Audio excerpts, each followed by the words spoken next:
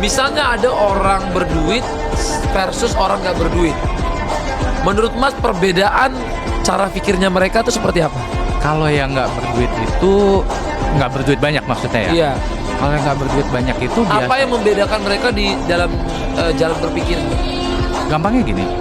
Kalau misalkan orang yang kasarnya memang duitnya belum banyak, biasanya itu dia lebih ke konsumtif dan dia pingin terlihat kaya. Jadi artinya gini, misalkan nih dia dapat pendapatan, dia dapat gaji lah, atau dia dapat pemasukan lah.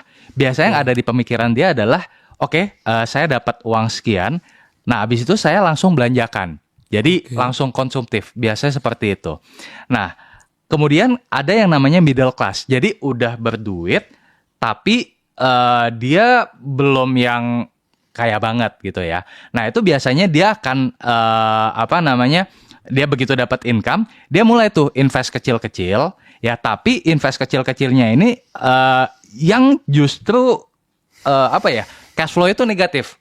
Nah, tapi kalau misalkan orang yang benar-benar udah udah berduit ya, biasanya justru kalau yang saya lihat dia nggak tergoda dengan hal-hal yang sifatnya konsumtif, karena udah kebawa dari dia merintis, dari dia menambah kekayaannya, dia tuh udah jadi lifestyle bahwa investasi itu adalah part dari lifestyle-nya dia.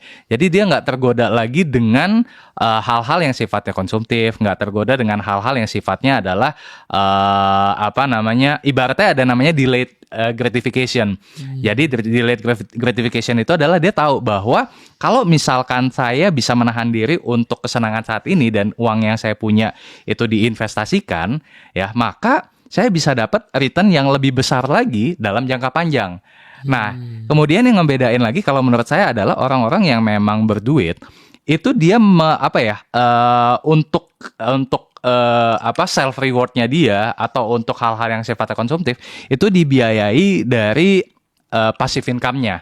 Entah itu dari dividen atau misalkan kalau misalkan ini ada dari royalti, intinya bukan dari active income-nya tapi dari passive income-nya.